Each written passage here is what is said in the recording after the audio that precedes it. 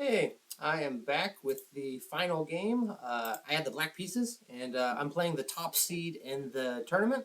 I'm on 3 out of 4, so I'm actually in contention for perhaps getting a prize. And my last game was, I'm gonna make excuses early on. My last game was 4.5 hours long, quite a long game, and I only had about a 45-minute break, and I kind of had to like rush and get some food. And frankly, I wasn't like feeling all that like ready to play again. But honestly, though, we got a Tartakower, and I was pretty happy because I was like, yay, we're getting like something I actually have spent time with. Which, spoiler alert, I lost this game, which is a little bit disappointing that I finally get like an opening that like I've spent time with, and it's clear that I need to spend more time because I misunderstood exactly what I should be trying to do, and yeah, it was a tough game. And lots of times in this game, I was like feeling like unmotivated to calculate. And I made a lot of moves where I'm like, it's my best idea. Let's just see what happens. And so we're still kind of in theory here. We give this check. We play h4, and I play bishop to e3, and then I play knight to d7. And we've done a kind of a slight move order thing. And he castles short, which was a little bit surprising because if they're going to castle short, they usually would do it here. We would get something like this, and we play g3, and then h3, and then bishop to f4 is coming, or this bishop d2 and rook e2, rook e1 plan with the idea of f4, c4, c5 is an idea. But instead, you play bishop to e3, and typically when bishop to e3 happens, they're planning to castle this way. And he spent some time. I was moving much, much faster in the opening because I am in some clear prep that I definitely am not trying to remember. I just know that these are the right moves. He castled, and I played h4, and he surprised me with rook e1. I totally expected h3. And again, this was like, I should just play h3. I should just play h3. So, for example, h3, if he takes, I can just play knight to d7, and I thought if he goes here, I would play g6, and he has to take, and then, like, I'm probably going to go take this pawn, and, like, I don't know why I didn't. I was like, I don't really know, I'm not familiar with this position, and I decided to just try to stick with what was, like, comfortable and go with what I know, rather than trying to evaluate. And if instead he plays, say, g3, well, now I can just go knight to f8 anyway, and if he tries to do this, I can still go g6, I still take, and I'm going to be doing fine. I mean, okay, he can try to exchange this, and maybe I'll just move the bishop out of the way, and, I'm going to maybe have, some chances for some attacking possibilities. This king is always going to feel slightly uncomfortable and always have some sort of play here. But, I chickened out. I was like, I don't know. I've never faced this kind of structure before. I didn't know what to do. I wasn't sure. And I was like, let me just play what's familiar. He'll play h3, and then we'll be back in what's normal. And then he doesn't play h3 again. I was like, God damn it. I was like, well, so obviously, again, I should go for this h3 move. Why not? I mean, it's clearly the right way to play, but I wasn't sure. And so I just went with like normal moves. And again, if it'd been a blitz game, I would probably play it through without even really thinking about it. But again, I just was sort of intimidated. I was tired. I didn't want to think. I wanted to play normal moves. And so that's what I did. And he played normal moves as well. And again, I should play h3. I don't know why he's not playing h3. I should just do it. It's all going to be very, very similar to what we looked at just a couple moves ago. But instead I played queen to c7. It's like, I'm going to force him to play h3. And I did. So now I'm happy. Except for the part where I'm not happy. Because it feels like I have a pretty normal position. But I'm not going to get the attacks that I'm normally going to get. I played this move. And my idea with this move, I had some ideas. I was afraid that if I played here, that he would just play knight f4. And then I lose the bishop. And I was afraid that if I did, say, rook d8, which seemed like natural, that he would play c5, which he can, and it's probably okay. But, I mean, it turns out I can just give this check, and I'm doing well. I mean, white still has an edge, but I'm doing well, but this just seemed like a little bit crazy. and so I didn't want to have to put the bishop back onto e7. So this is what I was thinking about, and I was like, okay, I'm going to play here, and then if he goes c5, well, I can just drop back, and if he goes knight f4, I can just drop back, and I wanted this g5 move to try to take control over f4, and I thought I was going to get some sort of an attack, because I'm still trying to play for an advantage, and turns out that mindset gets me into some trouble here. He just plays bishop f4, and like I was annoyed. I should just take it. I should just take it. I take here and just admit that like maybe I shouldn't have put my queen back on c8 and just play here. And fine. Maybe he takes. Okay, no big deal. I can take with the rook. Do you want to trade rook? Sure, no problem. I'll take here. And I can always kind of try to get some counterplay against this pawn. Maybe I don't take with the knight. Maybe I take here. And I don't know. This feels a little bit shaky, but I'm probably okay. I can always try to get play against d4 now. But instead, I was obsessed with this Tartakower kingside attack, and I was like, all right, I'm gonna play bishop to b4, and I'm gonna maybe he'll come back, and then we'll just get a repetition. That was kind of a pipe dream of mine. Didn't happen.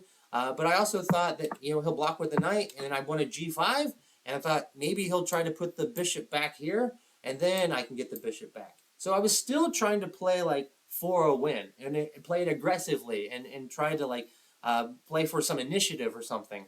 But really, I needed to recognize that I'm just don't always get to do that as black. I should have recognized that like the white's slightly better, and that I'm needing to defend, and I should have just went back here and just taken the bishop, recognized that his bishop's strong there, and that after this move, like I'm maybe not going to get to do exactly all the things I want to do, and I'm just going to have to try to defend this position. I'm black, and I start off the game slightly worse, and if white plays well, which strong players are going to do, I'm just going to continue to be slightly worse until they make a mistake.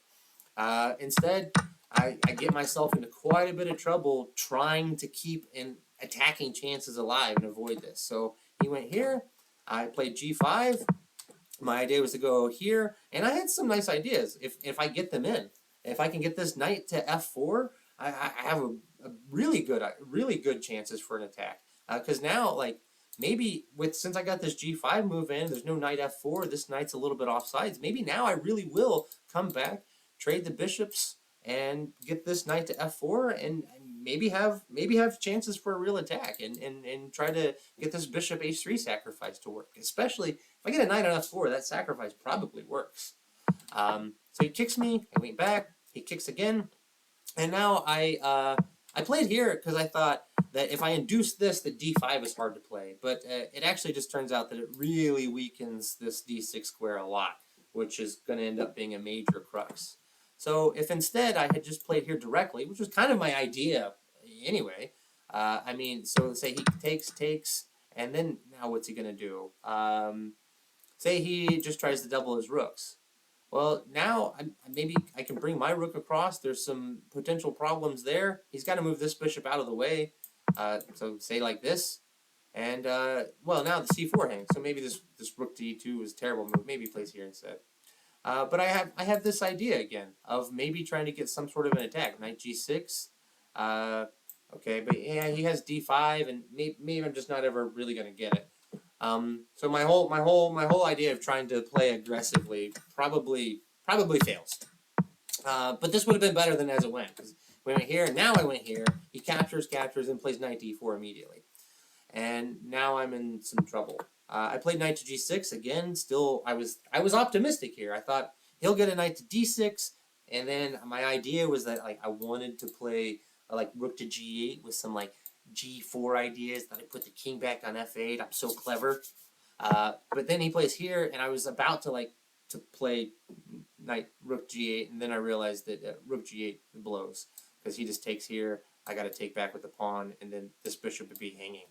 But really, probably my best idea, which I kind of sort of considered, was just play here. And let him have it. Just you take that. That's fine. I'll take it back. And yeah, I'm maybe going to be doing okay here. This would definitely feel better than as the game went, he's got to figure out how he's going to try to stop my attack. So let's just say he makes random moves. Say he decides he wants to try to double. I can play this rook to h8 idea. Say he continues on with his plan of doubling. And maybe I'm going to get some sort of an attack going. This doesn't seem so bad. d5 is hard to play. I can always move out of the way of the bishop maybe. I'm not sure. I mean, this would have been interesting and probably less suffering than the game went. Instead, I played here.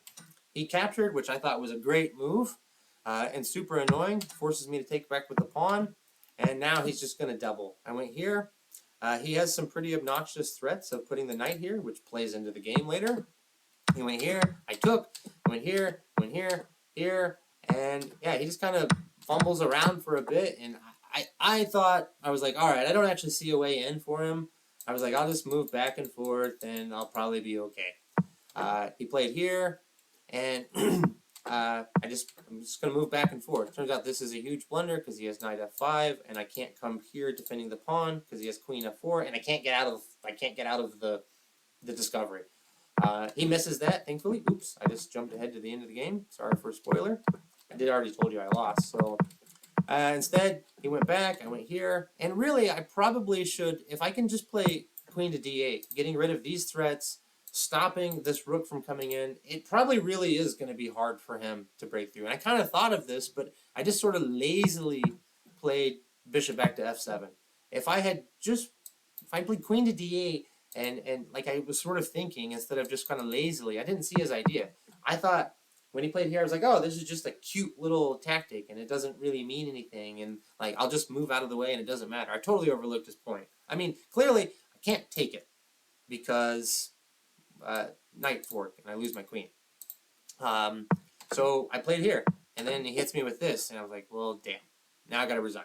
There's nothing for me to do. Turns out I'm not actually totally lost here. This rook d8, as strong as it looks, is actually not great. The point is that I can just take here, and I should have. Takes. I'm threatening this. He can try to hold the pawn. I'll just play here. And yeah, I'm probably actually have some good chances to win this pawn. For example, maybe I can play like this. Although that gives him a check, so maybe not. But I can set the bishop here. I can maybe put this pawn here. And it's going to be tough for him to find a way to break through. My queen and king will always defend this pawn. It's going to be perhaps a bit tough for him to get in here and attack this pawn. I will always have some opportunities for some pressure here. And if he's not careful, his own king is a little bit weak. So really, the eval on this is like, it gives white like a half a pawn advantage. And I'm probably going to be able to hold this. And if I had just paid attention and saw what his real idea was here, well, I mean, he's forcing me to go for it. It's the only move. There's capturing the knight is really the only idea. And I don't know, I might have been able to hold that. White's clearly still better. There's still one pressing for the win. But that would have been a way to play. Instead, I went here, and it just lights out. So the takeaways here are in this position, after bishop to e3, and we get this castle and h4, and he did just h3. h3 is clearly the right idea. I mean, just not being afraid of going into something unfamiliar and being willing to do what just felt like must be the right idea. This h3 in combination with taking control over this light square is definitely a strong plan. And then continuing on, when I got to this position and recognizing, I should have recognized that, you know, I'm just worse. And I'm just going to have to try to hang on and defend and be willing to trade these dark square bishops. I hate trading these dark square bishops because I feel like all my chances for attack are gone once they're traded. And they probably are gone, at least for a while, unless white makes some sort of mistake. But like this sort of awkward maneuvering that I did here, trying to generate some attack, ended up just totally backfiring and giving white a really dominant position. And instead of coming to c8, I should have just recognized that maybe this is not so great. I should just come here and realize that this probably isn't so bad for me. Like, so fine, I play here, and what? This is not so crazy for me. Yeah, he gets knight to f4. but like I can try to hang on for here. I'm just recognizing that as black, sometimes when you're playing strong players, you're just going to be worse, and not making things even worse by trying to go crazy with attack. So these were my big takeaways from this game, and I hope you guys enjoy the tournament. I finished 3 out of 5. I picked up 15 rating points because I was playing against people who were rated pretty high, so the losses didn't actually hurt me all that bad. And I feel pretty happy. I had some good chances in these games that I did lose, the 2 Caro-Kanns. It's annoying that the 2 games I lost were the openings I've spent the most time with. I'm clearly showing I have more work to do. And yeah, it was a fun tournament. I had a good time. I got to talk to my opponents, and they were all of them nice folks, and it was a good time. And I hope that you guys get out and get to play over the board as well, and get to hopefully learn from these mistakes that I made, and that you get these takeaways for free without having to suffer the losses. Anyway, talk to you later. Bye-bye.